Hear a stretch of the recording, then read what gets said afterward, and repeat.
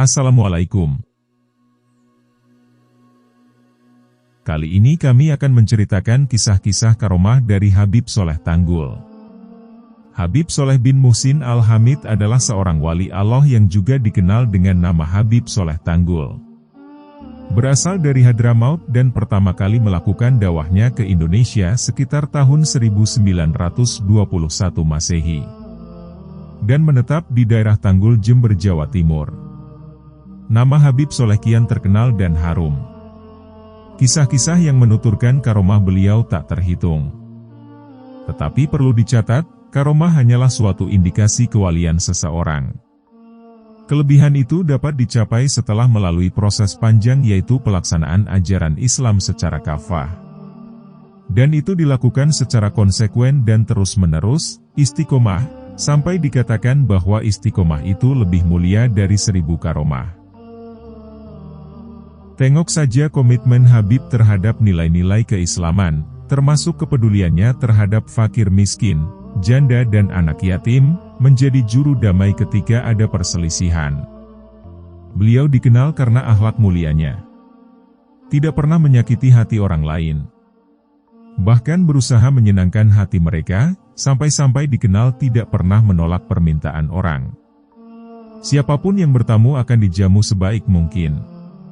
Bahkan Habib Soleh sering menimba sendiri air sumur untuk mandi dan wudhu para tamunya. Habib Soleh menjadi wali yang dekat dengan Allah sehingga beliau diberikan karomah-karomah serta doa yang cepat dikabulkan oleh Allah. Berikut kisah-kisah karomah dari Habib Soleh Tanggul. Menolong dari eksekusi mati. Kisah ini diterangkan keponakan Habib Soleh yakni Habib Muhammad bin Abu Bakar bin Muhsin Al-Hamid dari Yaman.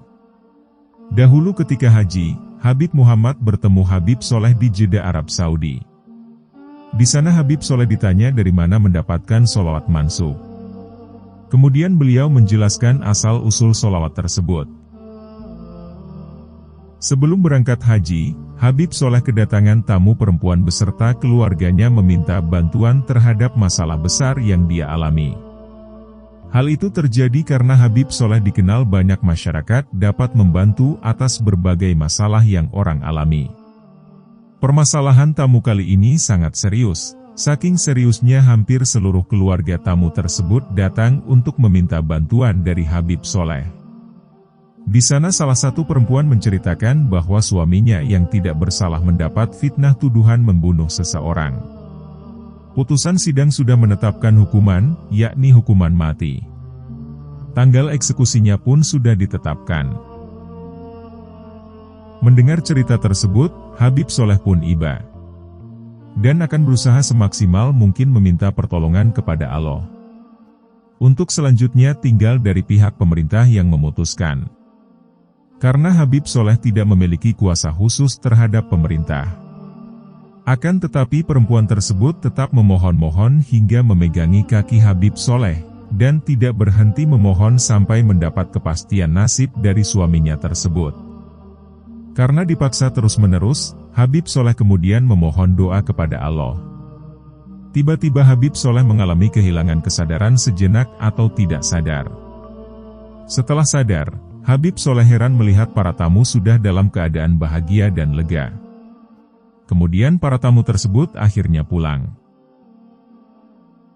Sepulangnya tamu tersebut, Habib Soleh menanyakan kenapa mereka tiba-tiba lega dan tidak nampak kekhawatiran lagi.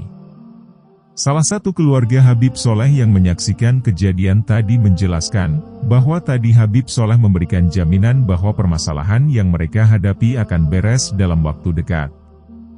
Habib Soleh merasa bingung, karena merasa tidak memberi jaminan apapun seperti yang dijelaskannya tadi.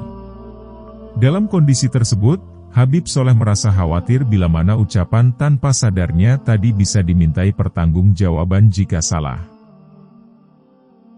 Akhirnya pada malam hari, jauh sebelum orang datang ke masjid, Habib Soleh melaksanakan sholat tahajud bermunajat dan meminta kepada Allah agar permasalahan tamunya tadi siang agar dituntaskan.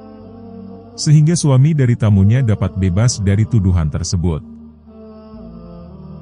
Di tengah permohonan doa dari Habib Soleh, tak berselang lama terdengar suara sayup-sayup entah dari mana. Suara itu semakin jelas dan lebih jelas lagi, sehingga Habib Soleh langsung dapat menghafalnya. Suara tersebut adalah sholawat mansub.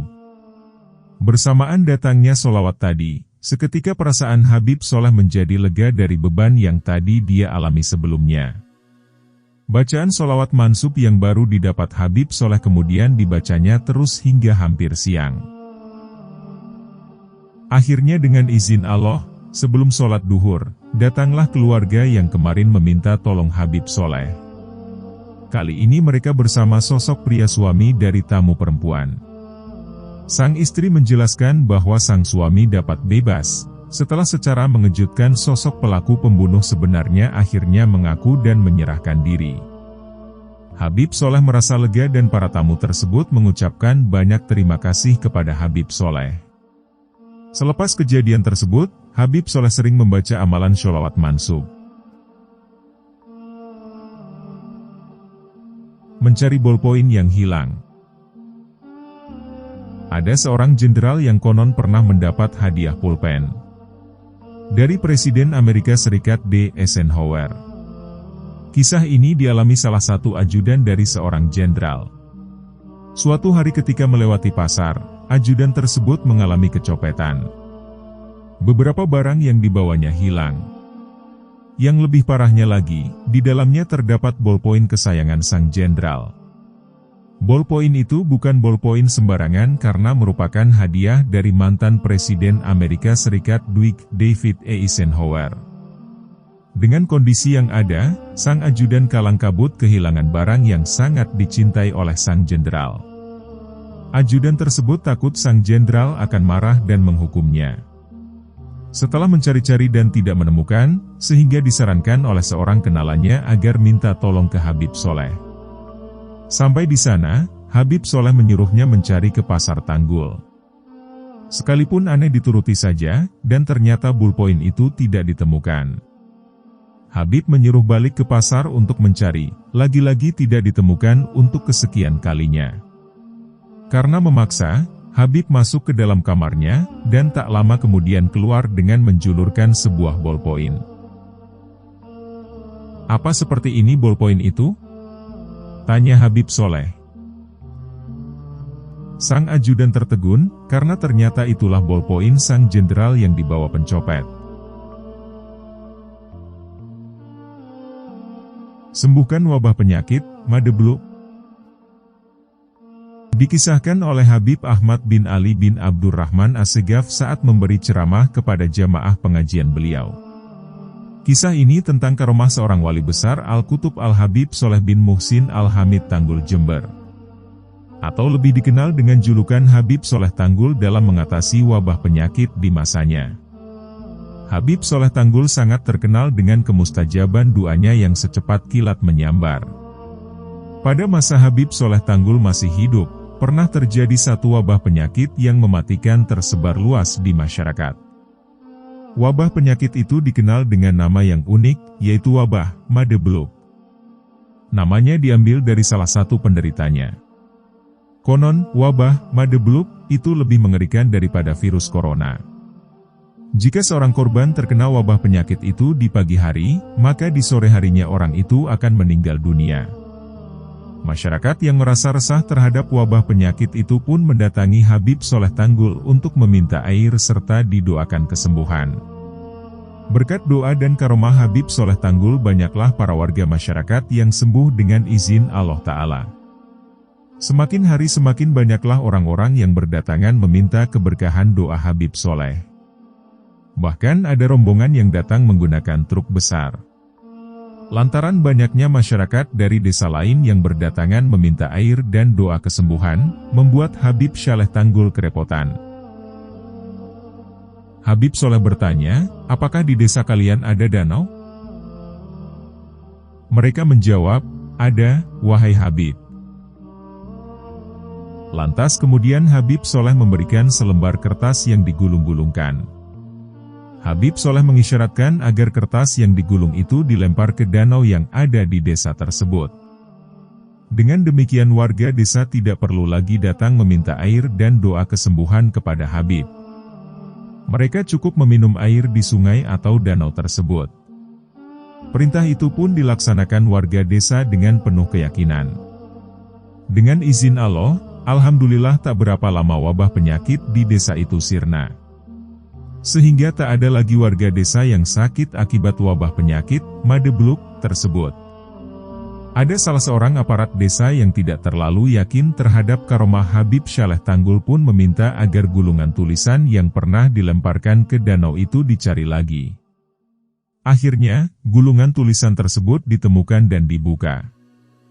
Mereka merasa penasaran apa yang dituliskan Habib Saleh pada kertas itu. Sehingga begitu mujarab mengobati wabah penyakit yang mematikan itu. Setelah dibuka, isinya bukan wafak atau raja huruf Arab yang lazimnya dituliskan oleh para ulama. Setelah dibuka, betapa kagetnya orang-orang tersebut. Mereka mengetahui isi gulungan kertas itu ternyata hanya tulisan tangan Habib Saleh Tanggul yang bertuliskan dalam bahasa Indonesia. Selamat tinggal Madebluk. Memang ini kisah yang unik sekaligus sulit dinalar dengan logika manusia. Namun begitulah faktanya terjadi. Mengetahui hidangan dari alam barzah.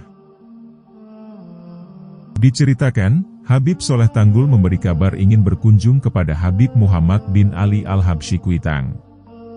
Kabar akan hadir di majelis Kuitang itu mendadak sehari sebelum pengajian berlangsung. Kebiasaan Habib Muhammad Al-Habsyi selalu menjamu tamu yang datang berkunjung, apalagi Habib Saleh Tanggul. Namun, kondisi Habib Muhammad saat itu sedang tidak memiliki persiapan apapun. Akhirnya Habib Muhammad berziarah ke makam ayahnya yakni Habib Ali Kuitang yang berada di samping Masjid Kuitang, untuk mengadukannya. Ya Walid, besok Ahad akan ada tamu yaitu Habib Saleh dari Tanggul. Bagaimana ini ya Walid? Persediaan tidak ada. Tidak pegang uang.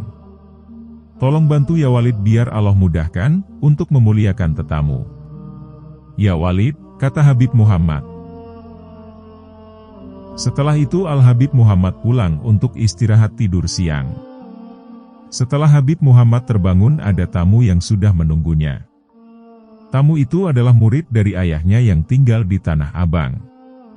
Dengan sambutan yang khas, Al-Habib Muhammad menerima sang tamu. Menanyakan tujuannya.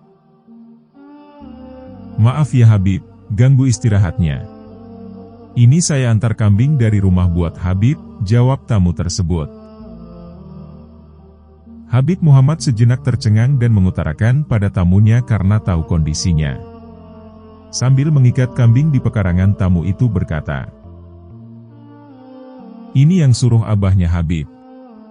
Tadi saya lagi tidur, Habib Ali datang dalam mimpi saya sambil bilang begini. Ji, itu kambing yang di belakang ente anterin ke anak saya Muhammad di Kuitang. Dia lagi perlu kambing buat menjamu Habib Saleh dari Tanggul. Lekas ya Ji, kasihan anak saya lagi bingung cari buat jamuan besok, tutur Habib Ali dalam mimpi. Dapat mimpi begitu saya langsung bangun, langsung saja saya bawa ini kambing ke sini," jawab tamu tersebut. Habib Muhammad seraya geleng kepala terkagum-kagum atas peristiwa tersebut. Esoknya Minggu pagi, Habib Muhammad memimpin pengajian rutin di Kuitang. Tamu yang ditunggu-tunggu pun tiba. Singkat cerita, setelah pengajian selesai Habib Muhammad mempersilakan Habib Saleh untuk ke kamar yang sudah dipersiapkan. Segala bentuk makanan pun dikeluarkan, termasuk nasi kebuli spesial dengan lauk daging kambingnya.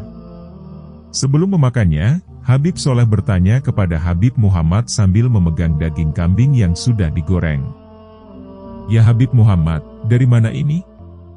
Aromanya sungguh menakjubkan, tidak seperti biasanya," tanya Habib Saleh. "Kemarin ada Pak Haji kirim ini kemari, ya Habib," jawab Habib Muhammad. "Bukan. Ini hadiah dari Ahlul Barzah, ya Habib Muhammad. Ayo bismillah kita makan," kata Habib Saleh. Firasat atas kematian sahabatnya. Kiai Haji Ahmad Kusyairi bin Shiddiq, mertua Kiai Abdul Hamid Pasuruan, adalah sahabat karib Habib Soleh. Dulunya Habib Soleh sering mengikuti pengajian Kiai Haji Ahmad Kusyairi di Tanggul, tetapi setelah tanda-tanda kewalian Habib Soleh mulai menampak, Kiai Haji Kusyairilah yang mengaji kepada Habib Soleh. Suatu saat, Kiai Haji Kusyairi sowan kepada rumah Habib Soleh. Tidak seperti biasa, sambutan Habib Soleh begitu hangat, sampai dipeluknya erat-erat sang Kiai Kusyairi. Habib Soleh menyembelih seekor kambing khusus untuk menjamu sang teman karib. Di sela-sela bercengkrama, Habib mengatakan bahwa itu terakhir kali yang ia lakukan. Ternyata beberapa hari kemudian Kiai Haji Kusyairi wafat di kediamannya di Pasuruan. Demikian kisah-kisah karomah dari Habib Soleh bin Muhsin Al-Hamid atau Habib Soleh Tanggul. Wassalamualaikum.